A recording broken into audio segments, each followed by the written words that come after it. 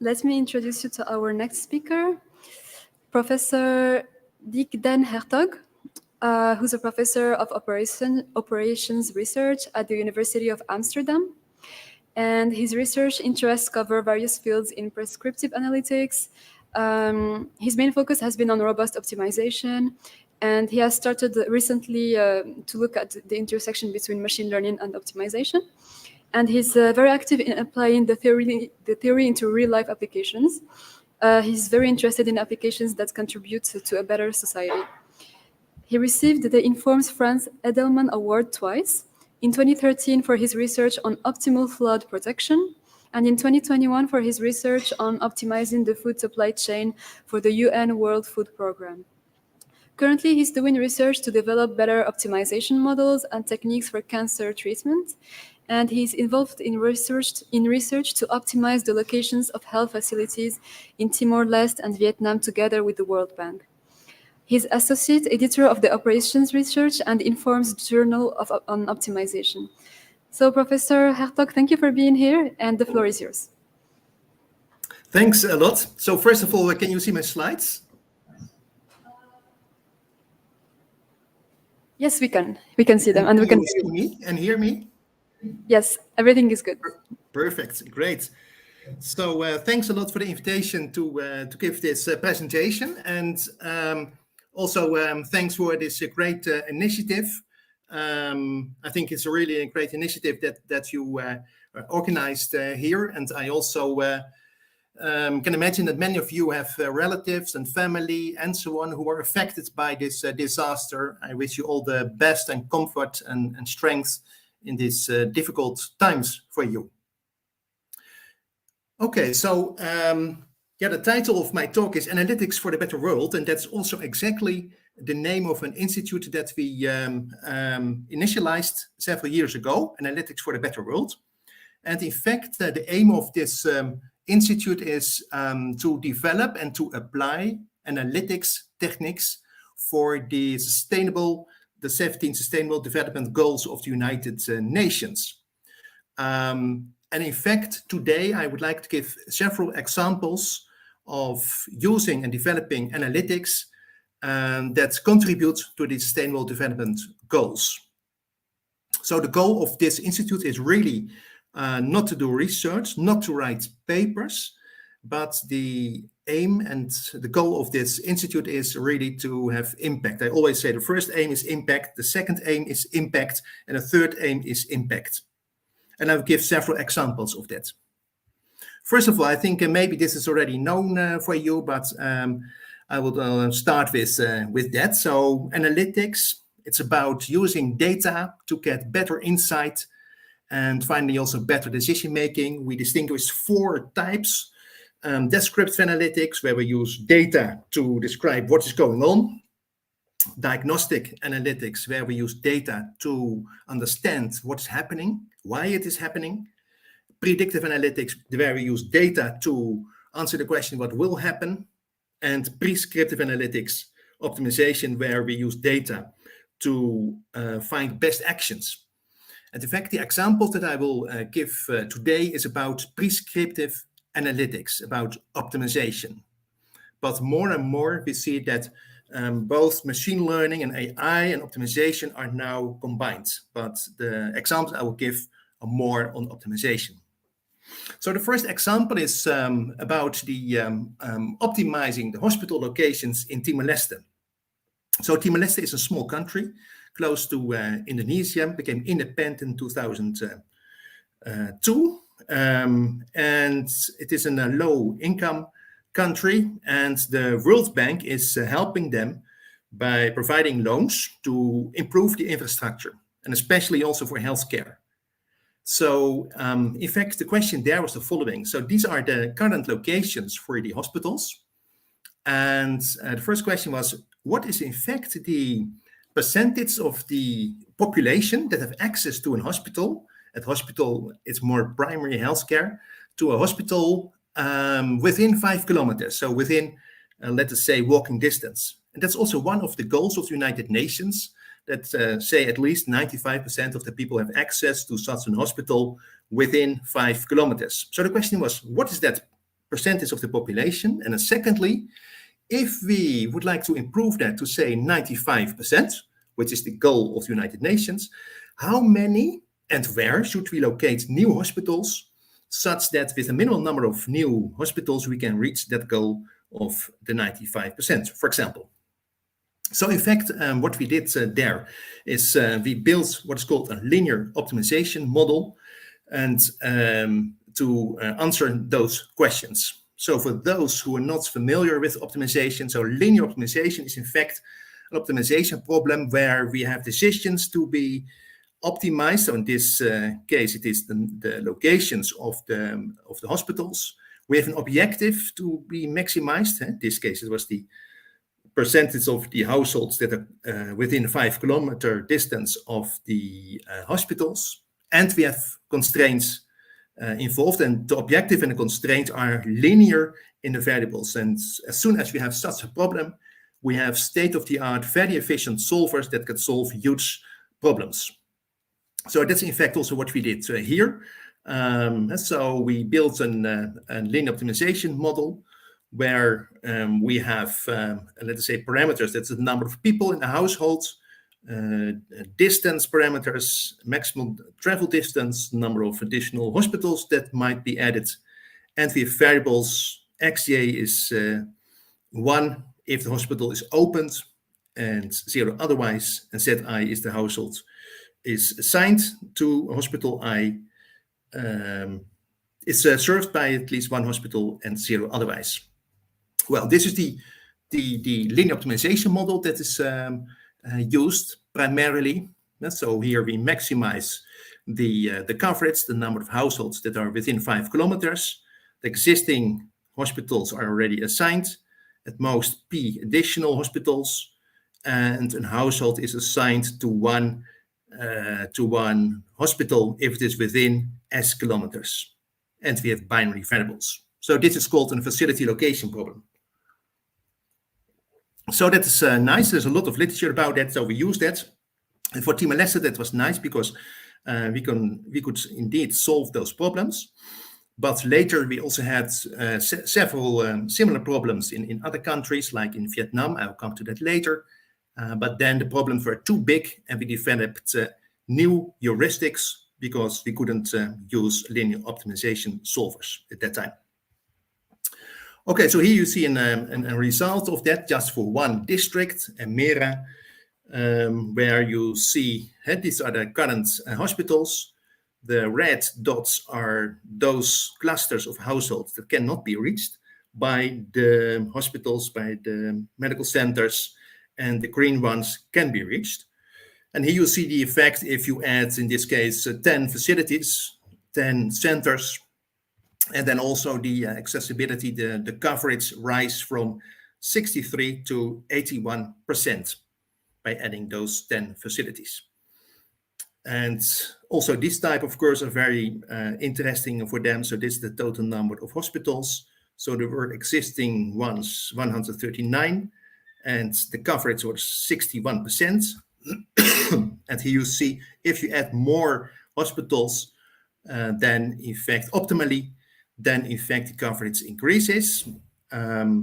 If you would have a green field situation where you neglect the existing ones and just start from scratch, then here you see the effect, and then you see that already with a small number of facilities, you come to the 61%, and already with 95% for 70 hospitals. So this type of optimization gives much insight for, in this case, the World Bank and the government of Timor-Leste, how to improve the infrastructure for medical care.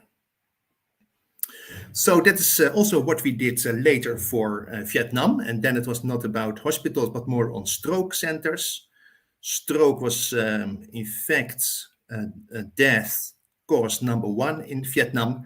So it was very important to improve that, because when somebody has a stroke, it's very important to reach a stroke center in a short time. So we also we applied optimization to determine optimal locations for stroke centers in Vietnam to optimize the coverage. And since that is a much bigger country, we couldn't use the solvers, and we developed heuristics to solve these type of problems. And in fact, the size of these problems, I think never before such big, huge scale problems were solved, facility location problems were solved. So that is what we developed, and we also built a toolbox for it to apply also to other countries. So later, in fact, we also added in Vietnam not only the locations of the stroke centers, but also the capacity. So you would like to avoid, of course, a situation that when a stroke patient arrives at the hospital, at the stroke center, then there should be enough beds.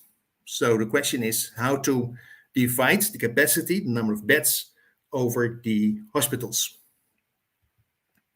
We also applied, in fact, the same type of application to COVID test centers in Nepal. And so basically there the same problem. You have population, and you have potential locations for, in this case, COVID test centers.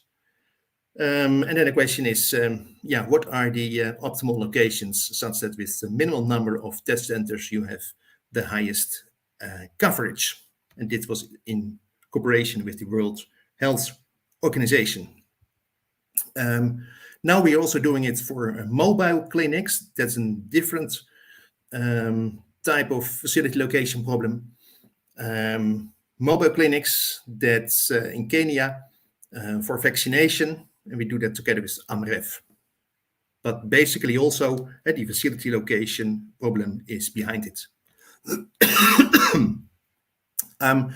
If you can do it for healthcare, you can also do it for other public infrastructure like boreholes or water wells in Sudan, and we do that with the Red Cross. Okay, so another type of application that we did for the United Nations humanitarian response depots. So that is a part of the United Nations, and they have several depots in the world where all kinds of stuff, material is stored, such that if there is a disaster in the world,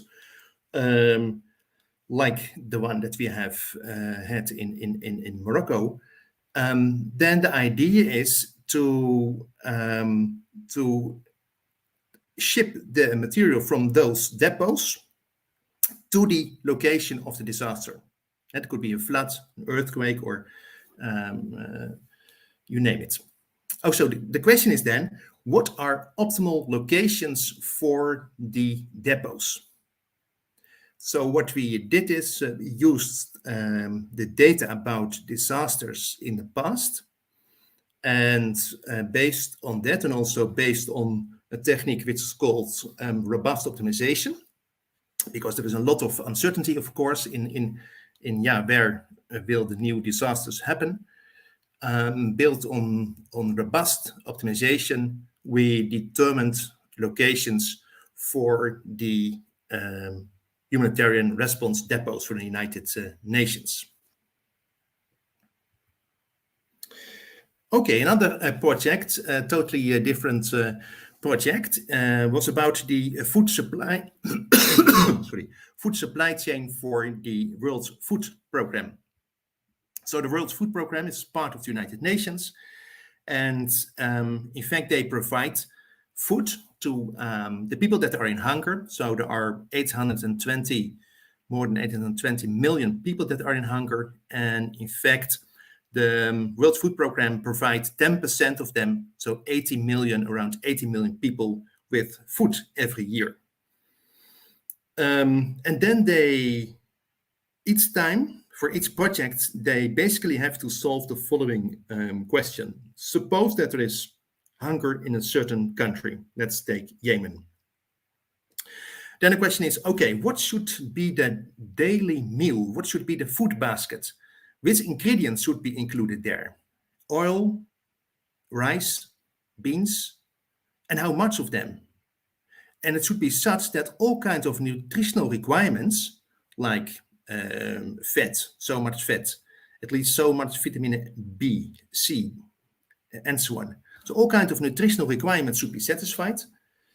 So that's in fact a classical diet problem in operational research.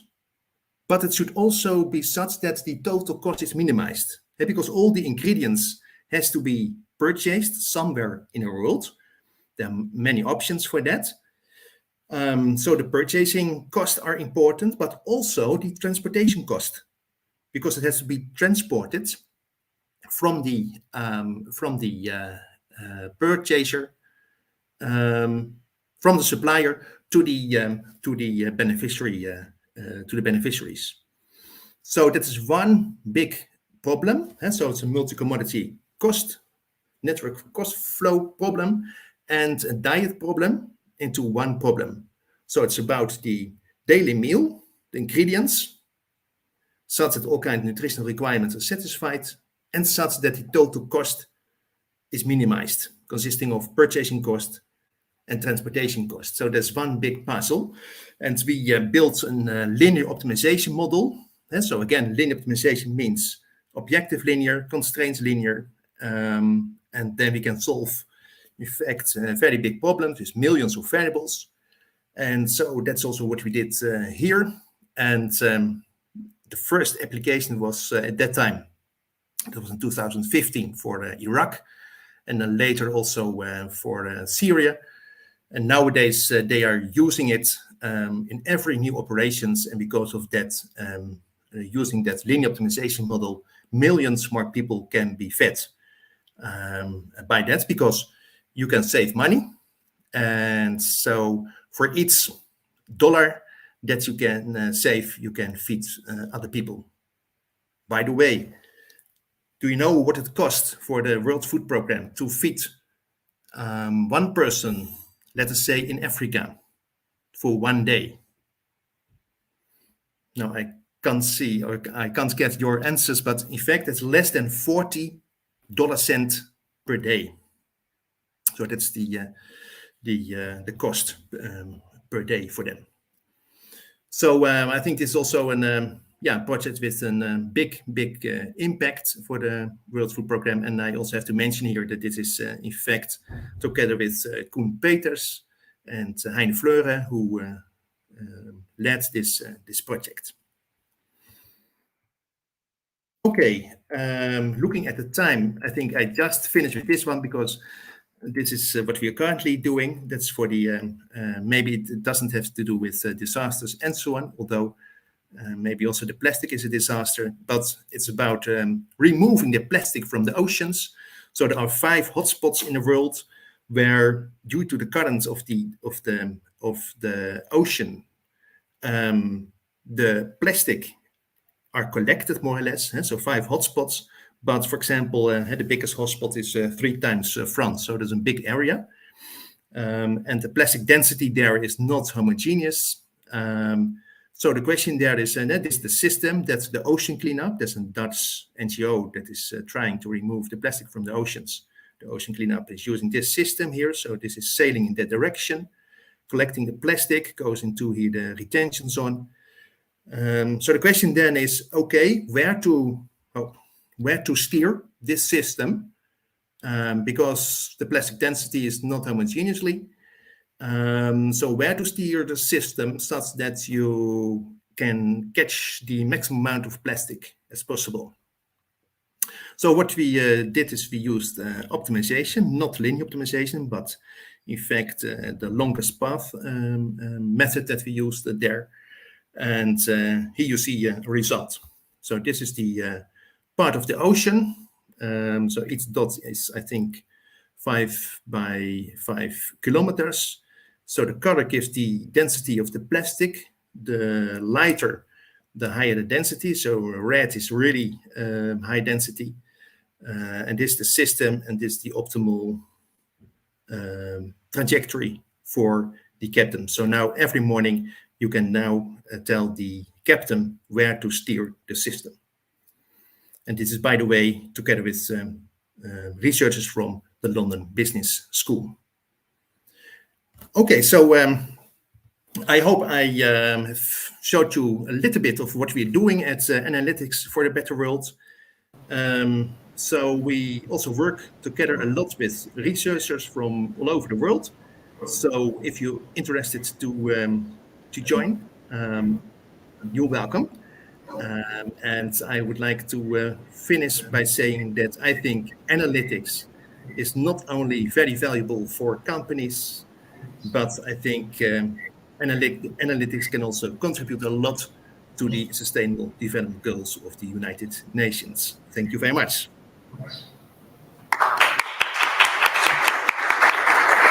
Thank you, Professor Hertog, for this very cool talk. So do we have any questions in the audience?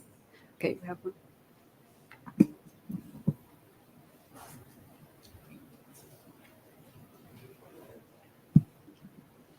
Hello. You evoked the development of a toolbox for optimizing the placement of healthcare centers. Is that something that's functional? Does it apply to all areas, to all types of healthcare centers? Or is it just something in production? Yeah, so it is a toolbox. It's also open source even. So that's also one of our policies. So yeah, we use it for different type of healthcare application, but also for water wells. And we are constantly also developing it with new features and new methodology. So it's developing, but already now you can do let us say in huge number of applications. So as soon as you have, let us say, a location problem, how many, where of, let us say, water wells or hospitals or medical centers, COVID test centers. But I think even for schools and for other public infrastructure, you can do that. Ambulances, I think you can use it. But I have to admit that, for example, up to now, we only did it more in the healthcare. And now we also started to do it for water wells. So we haven't applied it to other applications yet.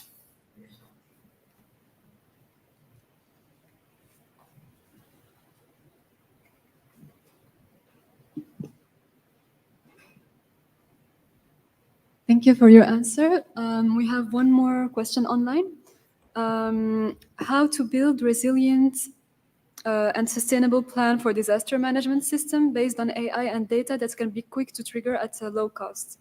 Not how to technically, but the main structures and the steps to build such a plan. Yeah, so I don't know if I fully understand the question, but so the question is not about technically, but what's then the question?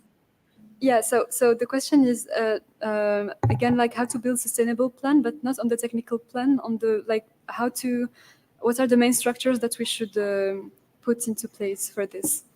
Okay. So organization perspective, I guess. Okay, I see. Okay. Okay, that's a very nice question.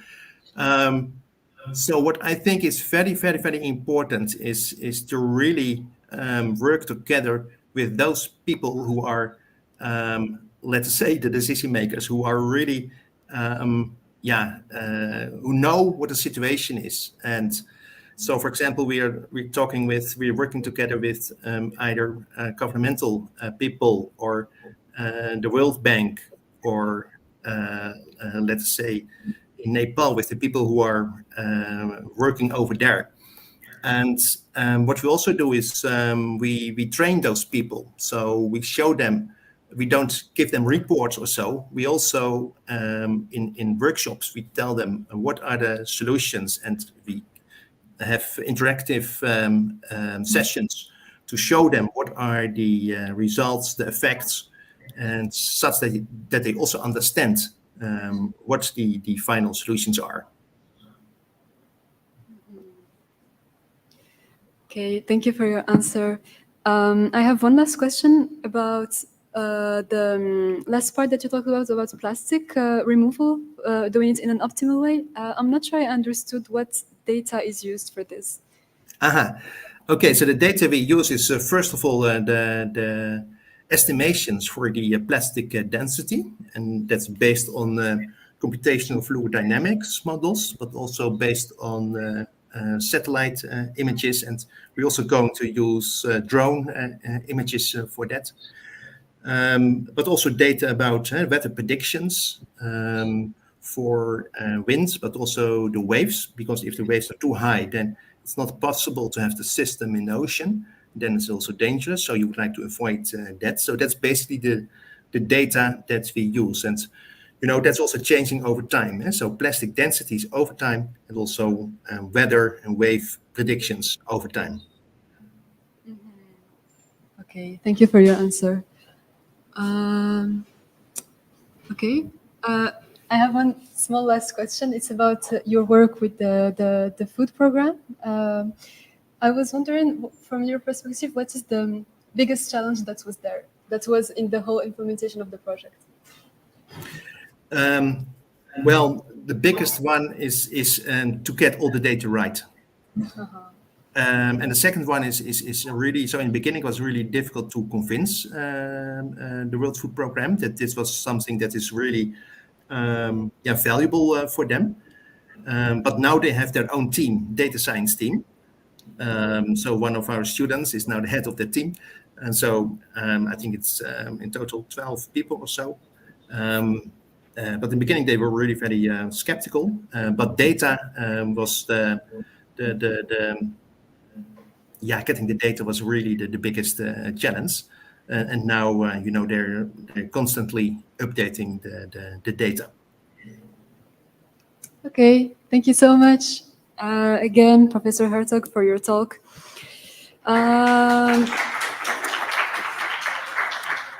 Okay, so I think we are done for the talks of this morning. So we can now get to the part of the hackathon.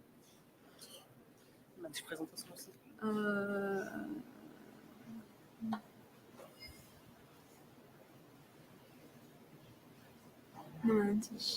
عندك بريزنطاسيون؟ لا واش دير بريزنطاسيون باش دوزها؟ انا غنديرها ولكن ما عنديش لي سلايد. Bonjour, je vais m'en couper les affaires, t'inquiète. C'est ça, ok.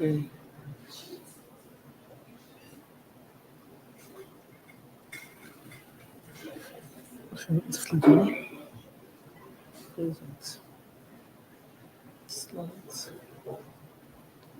Non, c'est bon, je vais. Hang in there. We know